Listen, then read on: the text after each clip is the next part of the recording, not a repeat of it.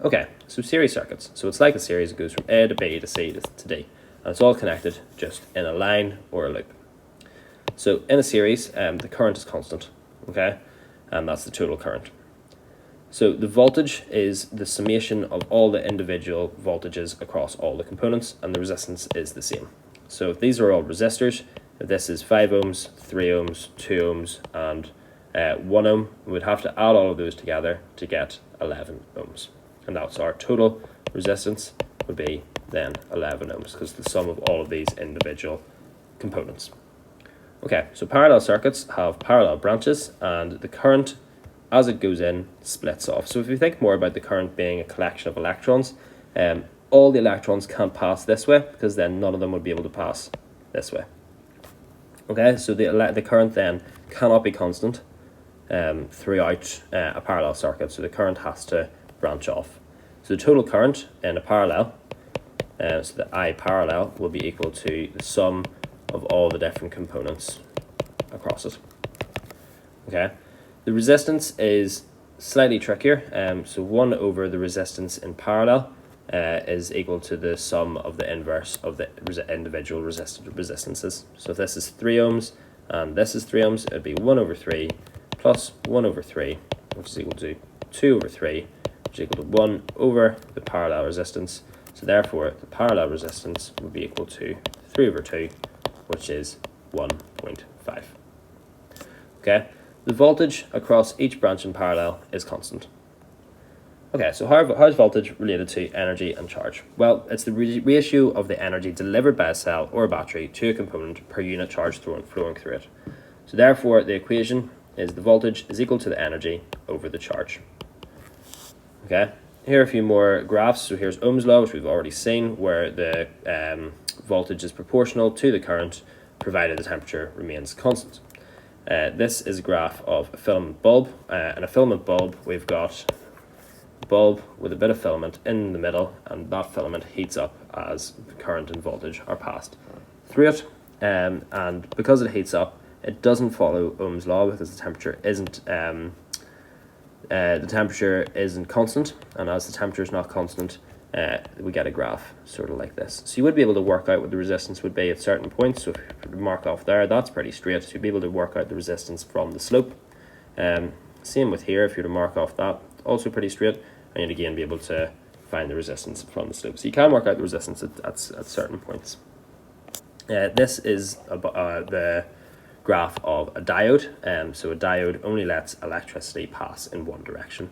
So at a certain voltage, let's say it's about 0.5 volts, it would allow electricity to pass. So we get diodes in LEDs, which give us light, and they only allow current to pass in one direction. So an LED has a long leg and a short leg to show which way you have to plug it into the circuit, because it'll only work whenever it's plugged in the correct way. Okay, so electrical energy, we've already said that this equation, the voltage is equal to the energy per the charge, and we know from earlier that charge is equal to the current times the time. So therefore the voltage is equal to the energy divided by the charge, which is, this is also the charge, so energy over the current times the time. So energy is equal to the voltage times the current times the time. We know that power is energy over time in general. So if we know energy is voltage times current times time, voltage times current times time divided by time is equal to voltage times current. So power is equal to voltage times the current. Okay, on to electricity in the home. So we've got two types of electricity in the home. We've got AC and DC, AC/DC, the famous band. We've got direct current from DC, which flows in the same direction from a fixed positive terminal to a fixed negative terminal. So this is our graph for a DC current. Okay, and this is what we've sort of seen so far, just going from positive to negative. Alternating current changes from positive to negative, and it does this 50 times per second. So our mains frequency is therefore 50 hertz, because it's 50 complete cycles.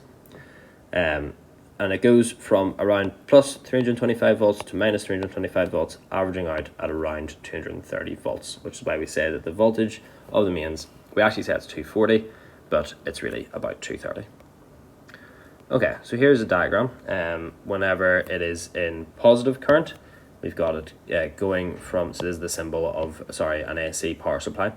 Whenever we've got positive current, it goes from the live to the cooker, and then back down in the neutral. Whenever we've got negative current, it goes from the neutral to the cooker and then back down live. Also in the spec are two-way switches. Wasn't sure where to put this in, but here we've got an alternating current as our power supply, and we've got a switch here and a switch here. So there's like a staircase. It could also be on a corridor. It's essentially so you don't have to walk down the stairs to turn the light off to then walk back up the stairs in the dark. So whenever this switch is on, both the light will be on. If you then go and turn this switch off, the light will be off. So you can break it or you can make it at either side. Okay, with electrical safety, we've got the earth wire here. The earth wire provides a low current way for the current to get to the earth. We've got the fuse here. Whenever the current gets too much, the fuse will just break. Most fuses and plugs these days are about 13 amps. We've got, this is the live wire, which provides your live electricity. This is the neutral wire, and to hold all the cables together, we've got a cable grip. It's also housed in plastic, and the wires are insulated, and that's just so you don't end up electrocuting yourself. Okay, so double insulation. Appliances are often encased in an insulating plastic case connected to the supply by a 2-core insulated cable containing both the live and the neutral. Okay, so this is the symbol for a double insulated object. You often get these with like vacuum cleaners, hair dryers, washing machines, things with moving parts, and it's really so you don't get yourself electrocuted either from static electricity or even the current electricity. It's just another point of safety. Whenever you're paying for electricity, it comes in kilowatt hours, which is a form of energy because it's kilowatts, which is, we know watts is the unit for time, so kilowatts is a unit for power, or watts is the unit for power, sorry. So kilowatts is a unit for power, and hours is a unit for time, so it's going to be power times time. Power times time is equal to energy, because energy over time is power. Okay, so the kilowatts are the amount of energy transferred. So whenever 1000 watts is delivered for 1 hour, that gets us 1 kilowatt. So I've said here, how many joules are in 1 kilowatt? So now it's going to be 1000 watts, and we know an hour is equal to 3600 seconds. So the amount of joules is just going to be 3.6 million. So we have to convert this to watts because that's the basic unit of power. As we can convert the time to seconds because that's the basic unit of time.